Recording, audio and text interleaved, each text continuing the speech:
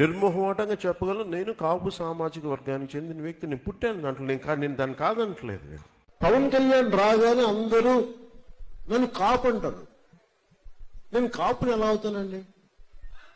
నేను భారతీయుని, నా కులం లేదు, మతం లేదు, ప్రాంతం లేదు. వీటన్నిటికంటే ముందు నేను మనిషిని. ఇంకో వార్త.